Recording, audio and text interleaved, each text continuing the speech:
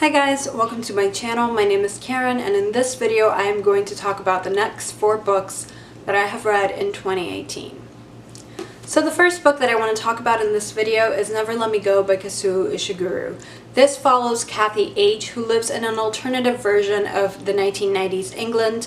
She is really looking back at her life, specifically at a time that she spent in a school called Helsham and the friendships that she made there with 2 specific characters, Tommy and Ruth. And she has a very hard life, and you follow this girl as she tells you her story. This is such a powerful novel, and it was actually my first 5-star read of the entire year.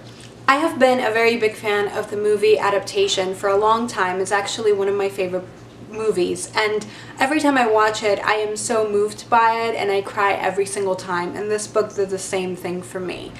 If you have seen the film, let me tell you that the film is a very accurate, very respectful adaptation of the book, and I like the film now more having read the book and knowing that it still gives you the same feeling and that the adaptation is so well done. So one of the things that I absolutely loved about this book was Kazuo Ishiguro's writing style.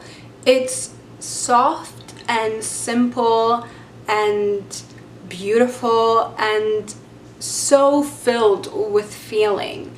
Kazuo Ishiguro is able to write longing. You are able to connect to Kathy in such a personal way, and I just adored it. It is no surprise to me now, having read this, why he won the Nobel Prize for Literature.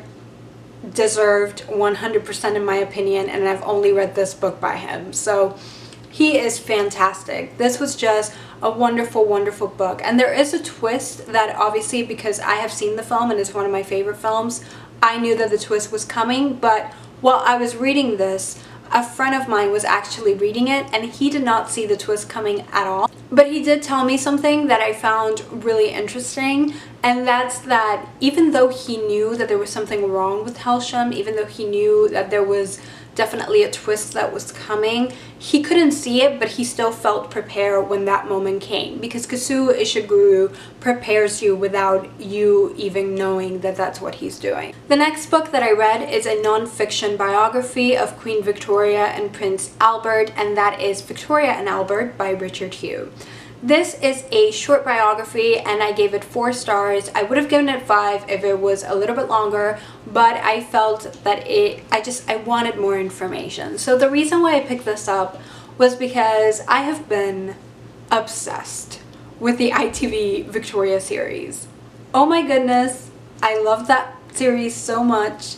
It has quickly become one of my favorites, and when I like something, I want to know everything about it. So I really wanted to go ahead and pick up a biography of the couple, and I thought that this was great. It included primary sources. You have letters between Albert and Victoria. You have excerpts from Victoria's own diaries about Albert, and it really gives you a great introductory overview into their lives and where they came from. I learned a lot of new things by reading this, not only about Queen Victoria and Prince Albert, but also about the extended family as well as the children that they ended up having. The next book is another non-fiction book, and this is actually an essay collection, Men Explain Things to Me by Rebecca Solnit. I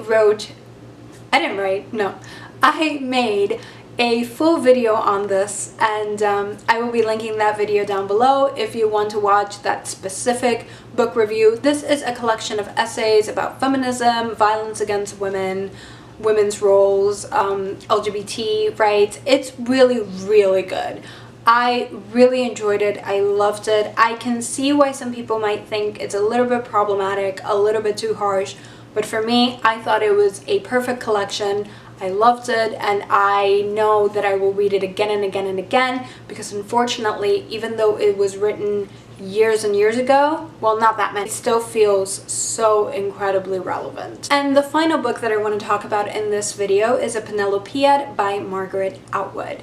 This is actually my first proper Margaret Atwood novel. I have read a poetry collection that she wrote, I think back in the 90s or maybe even the 80s, And I picked it up from my library one day, and let me tell you, I did not understand a single thing. So I definitely consider this one to be my first Margaret Atwood. It's really accessible, and it's actually a retelling of the Odyssey through Penelope's perspective. Penelope was the wife of Odysseus, and she is very well known for waiting years and years and years for him while he was at the Trojan War, and then while he was just, going off in adventures and doing all these crazy things, she was really holding down the fort. And you get Penelope's side, you get her thinking, you get why she did in this book. Now, this book is also extremely funny, and one of the funny things about it is that Penelope is telling you her story, you specifically, from the underworld. It's actually her spirit that's telling you everything that happened. And one of the things that I love was that sometimes little modern things from the real world that we live in creep into the story, and I thought that was really funny. You also have the character of Helen of Troy in here. They have this rivalry between them because they're cousins, and overall I really enjoyed this. I think that if you're someone that likes the Odyssey, this is a must read. I personally have never read the Odyssey. Okay guys, so those are the books, the next 4 books that I have read in 2018. I hope that this video has somehow made you interested in picking up some of them, and thank you so much for watching as always. I hope that you have a lovely, lovely day. Bye!